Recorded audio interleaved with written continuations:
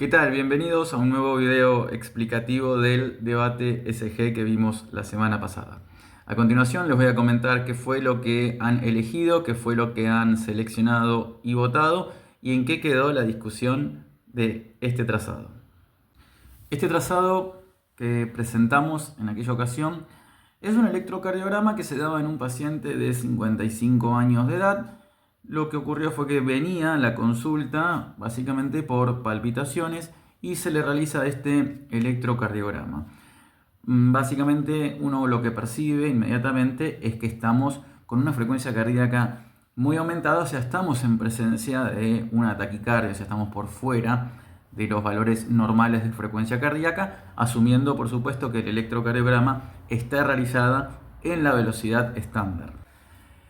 En la comunidad de Electrocardiovisión, en el grupo de WhatsApp, pusimos estas opciones. Era una posibilidad de que sea una fibrilación auricular de alta respuesta ventricular, un aleteo auricular de conducción AB fija o una taquicardia supraventricular con un intervalo RP menor al intervalo PR. Por amplia decisión, absolutamente todos los votos han colocado la tercera opción, la de una taquicardia supraventricular con un intervalo RP menor al PR. En Instagram también hubo colaboración para votar. Si bien los resultados fueron más disímiles, ha habido algunas excepciones que han votado por una fibrilación auricular de alta respuesta ventricular. Un porcentaje mayor se ha inclinado también como opción por el aleteo auricular de alta respuesta ventricular con conducción AB fija, pero la gran mayoría, el gran porcentaje de los votos ha ido hacia la taquicardia supraventricular con intervalo RP menor al intervalo PR. Para poder distinguir con cuál de las opciones nos podemos quedar o cuál de las opciones es más acertada, lo primero que tenemos que tener en cuenta es el contexto en el que se está presentando esta taquicardia. Por empezar, todos estamos de acuerdo que ante una velocidad estándar es una taquicardia y básicamente basándonos en la duración del QRS es una taquicardia de QRS angosto. Esto indica que el origen de la taquicardia es mínimamente por encima de lo que es la bifurcación de las de His, lo cual lo denominamos como taquicardia supraventricular. Cuando nos encontramos ante este tipo de situaciones, el siguiente paso interesante a tener en cuenta es la regularidad de la frecuencia cardíaca, es decir, de los intervalos RR, que si nosotros los vemos y nos tomamos el tiempo de verlo detenidamente, estos intervalos RR son muy parecidos entre sí, por no decir prácticamente iguales. Por lo tanto, estamos hablando de una taquicardia de QRS angosto con frecuencia cardíaca regular, o por lo menos intervalos RR regulares. Esto nos permite descartar inmediatamente todas aquellas taquicardias que son irregulares, como por ejemplo la fibrilación auricular de alta respuesta ventricular. De esta manera, esta opción queda automáticamente descartada. Por lo tanto, queda discriminar entre un aleteo auricular de conducción AB fija o una taquicardia supraventricular. Ojo con esto, el aleteo auricular también pertenece a una taquicardia supraventricular porque básicamente se origina en la aurícula. Generalmente el aleteo auricular típico puede ser el ubicado en la aurícula derecha, pero también se reserva el nombre taquicardia supraventricular para un grupo de taquicardias que ahora vamos a ver. No obstante, recordemos que el aleteo también es supraventricular. Pero si fuese un aleteo auricular, por lo menos un aleteo auricular típico, el que nosotros conocemos, ante esta frecuencia cardíaca, es muy probable que todavía podamos observar la insignia fundamental del aleteo auricular en el electrocardiograma, por lo menos del aleteo auricular típico, el que es generado en el istmo cabo-tricuspidio. Básicamente, lo que tendríamos que ver son las famosas ondas F, ondas Flutter, ondas Serrucho, que se distinguen en la cara inferior, es decir, en la derivación de 2, de 3 y AF. Y recordemos que la distancia que hay entre una onda F y la otra es minúscula, es ínfima, es decir, no hay un silencio eléctrico marcado, como sí lo podemos encontrar tal vez en otras taquicardias auriculares. Por lo tanto, debería ser notorio la presencia de una onda F ante un aleteo auricular típico de conducción AB fija. En este caso no aparecen. Si ustedes se fijan bien, en esas derivaciones puntuales de 2, D3 y ABF, nos encontramos que está el QRS, una muesca detrás del QRS, la onda T, luego la línea de base isoeléctrica y arranca nuevamente el QRS. Por lo tanto, no se distingue una actividad auricular entre la onda T y el QRS de base. Lo que sí podemos distinguir detrás del QRS, sobre todo si afinamos bien el ojo y lo observamos bien, es una muesca, y esta muesca claramente muestra ser una onda P con una onda P que tiene una polaridad completamente inversa a la onda P que debería ser sinusal, motivo por el cual da toda la sensación de que es una onda P que está siendo retroconducida, es decir, desde algún sector bajo de la aurícula hacia el techo de la aurícula. Por eso la onda P se suele manifestar con una polaridad diferente a la polaridad de la onda P sinusal. Uno bien puede notarlo mucho más en D3, en la derivación D3, y puede llegar a decir, pero me podría llegar a confundir esa insignia, esa muesca, esa actividad auricular, me la puede llegar a generar, a confundir con un aleteo. No está mal pensarlo también de esa manera, sería un buen argumento, pero recordemos, como les dije anteriormente, que las ondas F, las ondas flutter, básicamente se deberían estar marcadas, por lo menos en el aleteo típico, en lo que es toda la cara inferior y no en una sola derivación de la cara inferior. Entonces, por ese motivo, me rehúso un poco, por lo menos en lo personal, a pensar que esa actividad auricular puede ser una onda F, y creo que es más una onda P, producto de una retroconducción. Y bien, cuando tenemos una onda P que está detrás del QRS y que está retroconducida en un contexto de taquicardia supraventricular, sobre todo las de QRS angosto, aparece un nuevo recurso electrocardiográfico que podemos utilizar para tratar de llegar a un diagnóstico más certero o más preciso dentro del contexto de la taquicardia, lo cual no siempre es posible llegar de manera 100% certera, pero nos ayuda bastante. Este recurso electrocardiográfico es el intervalo RP.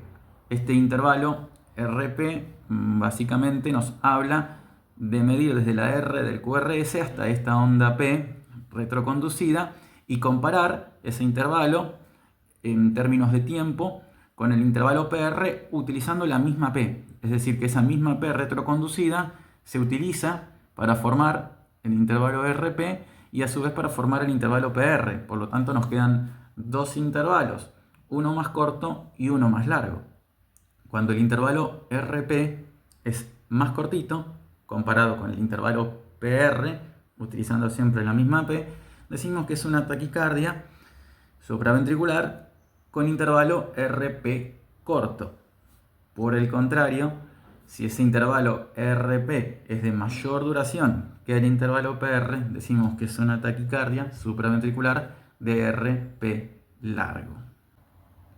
Por lo tanto, dada la unanimidad que hubo en que todos han elegido, por lo menos en el contexto de la comunidad de WhatsApp, la opción 3, el 100% ha optado por elegir que era una taquicardia supraventricular con un RP menor al PR o RP corto, propuse un siguiente cuestionario en donde podíamos tratar de pensar cuáles eran las posibilidades dentro del contexto de una taquicardia de RP corto, que básicamente son algunas, no hay demasiadas, hay algunas, por lo tanto siempre el diagnóstico diferencial termina siendo entre muy poquitas posibilidades, motivo por el cual propuse, como ven acá, la taquicardia por reentrada intranodal típica, la taquicardia por reentrada intranodal atípica, la taquicardia por reentrada aurículo-ventricular ortodrómica, y propuse a ver si alguien quería sincerarse y ver que, como todos elegían esa opción,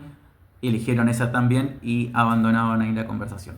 Hubo algunos que fueron sinceros, el resto ha elegido, como todos pueden ver, este porcentaje en las preguntas. Acá se picó un poco más. Si bien ha habido un gran porcentaje que ha elegido la opción, Básicamente, lo primero que tenemos que discriminar que la taquicardia por reentrada intranodal es una taquicardia cuyo mecanismo arritmogénico subyacente es el mecanismo de reentrada. Básicamente el nombre también lo describe así, una taquicardia por reentrada intranodal, pero se da dentro de lo que es el nódulo AB, es decir, las células del nodo AB. Por ese motivo es intranodal. Si uno toma en cuenta los votos, básicamente ha ido la gran mayoría de ellos a la taquicardia por reentrada intranodal. Si bien algunos han elegido la versión típica, otros han elegido la versión atípica y algunos han elegido directamente la taquicardia por reentrada AB. Cuando tenemos una taquicardia regular de QRS angosto con un intervalo RP corto, en realidad el diagnóstico diferencial, la contienda del diagnóstico diferencial, lo más común se tiene que dar entre ver si es una taquicardia por reentrada intranodal típica o una taquicardia por reentrada auriculoventricular ortodrómica. Es decir, esas son las dos posibilidades más comunes. ¿Por qué? Porque la taquicardia por reentrada intranodal atípica básicamente nos da un intervalo RP largo. Entonces eso suele descartar. Salvo alguna variación de las taquicardias por reentrada intranodales, que son poco comunes, menos frecuentes, pero por lo general lo más común, el diagnóstico diferencial, se suele hacer entre la taquicardia por reentrada intranodal típica y la taquicardia por reentrada auriculoventricular ortodrómica. Vamos un poco qué es lo que ocurre cuando hay un mecanismo de reentrada. Para que haya un mecanismo de reentrada tiene que haber un circuito de reentrada. Ese circuito de reentrada está compuesto por un sector que conduce de manera lenta, otro sector que conduce de manera rápida, básicamente un tejido con dos características distintas de conducción. Una parte de conducción lenta, una parte de conducción rápida. Ese circuito de reentrada comúnmente suele estar latente hasta que un gatillo, generalmente un impulso eléctrico o un estímulo, hace que se dispare el mecanismo de reentrada dentro del circuito, que es básicamente un impulso girando alrededor de este circuito que por momentos va por la parte lenta y por momentos por la parte rápida, pero es básicamente un impulso dando vueltas alrededor de una determinada porción de tejido. Este impulso girando permanentemente hasta que corta en un momento, cuando pasa por un determinado sector que lo conecta con el tejido subyacente, lo despolariza. En este caso, en la reentrada intranodal, el tejido subyacente es el haz de His, porque recordemos que al nodo AB le sigue el haz de His. Por lo tanto, el circuito, cuando pasa cerca del haz de His, lo toca, lo estimula, lo despolariza y eso da como resultado un complejo QRS. A su vez, este mismo impulso que tocó el haz de His y que lo despolarizó, sigue su camino, sigue su ruta por el circuito y estimula al tejido que está por encima. En este caso, que es la aurícula baja. Por lo tanto, el impulso que despolarizó al haz de His, cuando sigue su ruta por el circuito de reentrada, al llegar al sector que está en contacto con la aurícula, despolariza la aurícula baja y hace que el impulso vaya desde abajo hacia arriba. Entonces, prácticamente, después de que se generó la despolarización ventricular, se genera la despolarización auricular. Por eso detrás del QRS tenemos esta onda P, que es esta onda P retrógrada o retroconducida, que es lo que da como consecuencia este nuevo intervalo RP. Es decir, no hay conducción anterógrada, sino una conducción retrógrada. Pero esta conducción retrógrada básicamente está dada por el mismo impulso del circuito de reentrada. Cuando tenemos una reentrada B, un circuito de reentrada B, es decir, auriculoventricular, en este caso tenemos el sistema de conducción normal, el His-Purkinje actúa como vía de conducción lenta y el tejido de las vías accesorias es el que da la parte de conducción rápida. Por lo tanto, el impulso de la reentrada, el mecanismo de reentrada, está confinado a el sistema His-Purkinje, el ventrículo que está por debajo, La vía accesoria, que va de ventrículo hacia aurícula, parte de la aurícula y vuelve otra vez a ingresar al sistema de conducción. En el caso de la taquicardia por entrada B ortodrómica, puede tener un sentido inverso también y ser antidrómica.